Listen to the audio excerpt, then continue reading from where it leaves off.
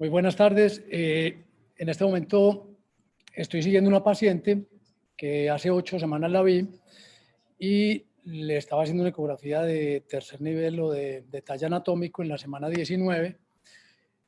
Todo iba muy bien, era un feto que no tenía aparentemente nada. Cuando le evalué los riñones, y esto fue lo que vi. Tenía unos riñones ecogénicos de gran tamaño. Cuando me fui a las tablas, porque le medí la distancia entre el polo superior e inferior, era un feto de 19 semanas con unos riñones que tenían el tamaño como para un feto de 38 semanas. Le terminé de hacer la ecografía, no le vi ningún otro tipo de anormalidad.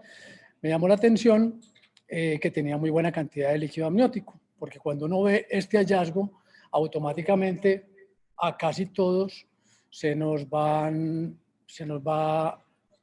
como posibilidad diagnóstica unas entidades que generalmente se asocian con un oligoamnios. Me devolví un montón de años porque cuando nosotros trabajamos en Profamilia, que aprendimos un poquito o empezamos a hacer ecografía, eso era lo que le decíamos a los pacientes cuando llegaban y les encontrábamos un diagnóstico de estos. Entonces yo creo que todos ustedes más o menos saben por dónde está enfocado el diagnóstico y, y yo también creo que pienso lo que ustedes están pensando. Causas trisómicas, causas infecciosas, displasia medular quística o riñones glomeruloquísticos.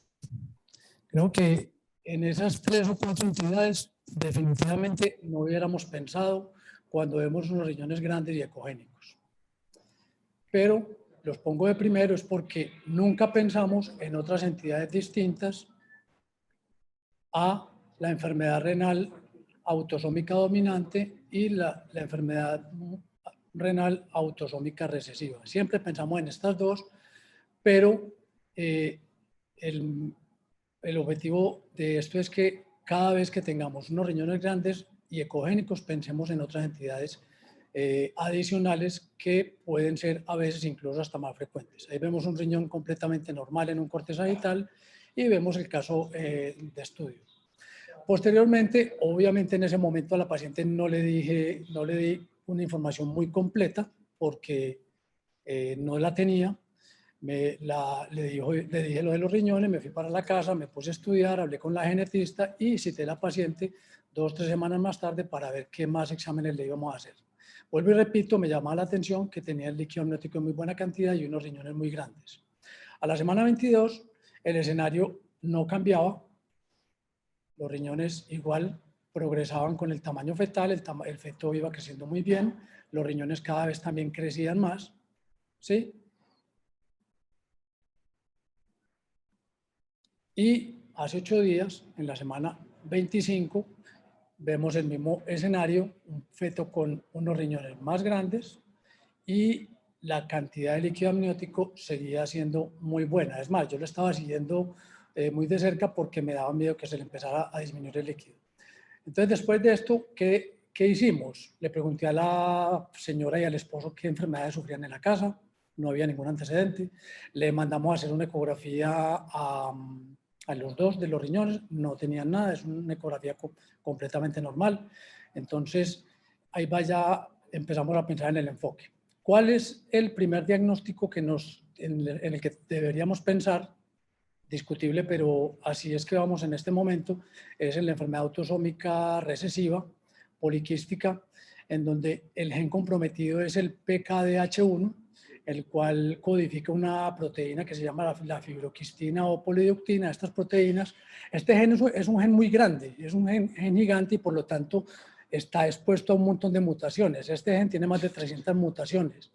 Por lo tanto, puede causar enfermedades leves o graves. La fibroquistina o la polidactina lo que hacen es inducir la formación de células normales para que los ductos en cualquier sitio, en este caso los ductos en los riñones y también en el hígado, en los conductos biliares, se formen bien y no se empiecen a generar algo que se llama cistogenia o cistogénesis, y es que se empiezan a formar quistes cuando la cantidad de proteína de este tipo está más bajita de lo normal. Entonces, como es un gen tan grande, puede tener una variabilidad en la expresividad gigante. Este feto específicamente, que creemos que es eso, y ya les cuento en qué vamos, a pesar de que es una enfermedad más común, está con sus riñones grandes ecogénicos, pero tiene líquido en muy buena cantidad. Entonces, lo primero que debemos hacer para el enfoque es interrogar a los papás, hacer una ecografía renal. En este caso, podríamos decir que no es una enfermedad autosómica dominante porque el papá y la mamá son normales ecográficamente.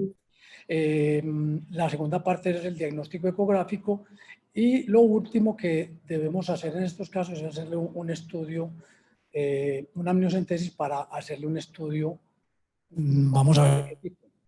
Un cariotipo creo que no nos sirve para nada, ya Carlos Alberto y todo lo ha mencionado en qué situaciones se hacen cariotipos. Unos microarreglos tampoco, porque eso nos va a hablar es de elecciones, microelecciones, y no es posiblemente la idea. Lo que tenemos que hacer es evaluar el gen, encontrar la mutación del gen que estamos pensando, que pudiera ser este que está en el cromosoma 10, en el brazo corto del cromosoma 16, pero no se hace una secuenciación exómica solamente para buscar ese gen, sino que es un examen muy amplio, porque puede ser porque el defecto puede estar en otro tipo, en otro gen distinto, dando unos hallazgos muy parecidos. Entonces, en este momento, la paciente le hicimos una amniocentesis el lunes. El lunes se le hizo la amniocentesis, se fue para Bogotá el líquido, en el laboratorio de la doctora Serrano se está estudiando y estamos esperando el resultado. El pronóstico, obviamente, se lo explicamos a los papás, el pronóstico es desalentador, pero si las dos mutaciones que se juntaron de la mamá y el papá son chiquitas, el pronóstico puede ser mejor en el mediano o en el largo plazo, porque estos bebés, estos fetos y ya nacidos pueden durar varios años en condiciones más o menos aceptables. Muchas gracias. Oscar, muchas gracias. Yo creo que acá nos presentas de una manera escalonada qué hay que hacer ante riñones displásicos. Que hoy por hoy acá sí que los hallazgos genéticos nos van a ayudar a aconsejar el pronóstico de ese bebé y el pronóstico de esos padres también con un riesgo reproductivo, porque digamos que esto sería una enfermedad que tendría una tasa de recurrencia alta en caso de que sea una enfermedad recesiva. En aras del tiempo, voy a pasar al segundo caso. Me gustaría que mientras Oscar, el doctor José Raúl Lambertino vaya compartiendo pantalla para darle paso al doctor Lambertino. Y antes de pasar con el doctor Lambertino, te queríamos preguntar, Oscar, si tú has notado que, o sea, si en esta paciente podría existir una mutación de nuevo en este efecto. Sí. No que los padres sean portadores, sino que sean que en un escenario también habría que estudiar los padres y todas las cosas. ¿Qué consejería te dio el genetista para que le dijeras a los padres? ¿Primero estudiar el bebé o algo más? Sí, esa es la importancia de hacerle el estudio genómico al feto, y es posible que eso pase aquí, que incluso puede ser una enfermedad autosómica dominante, ¿sí? Y que los papás no tengan el hallazgo. Si los papás tienen el hallazgo, lo orientan a uno a pensar que va por ahí la enfermedad, una autosómica dominante. Pero si no lo tiene, la mitad de los fetos que vienen con una enfermedad autosómica dominante hacen una mutación espontánea presentando la enfermedad con unos papás completamente sanos. Muchísimas gracias, Oscar. Entonces vamos a dar paso al doctor José Raúl Lambertino.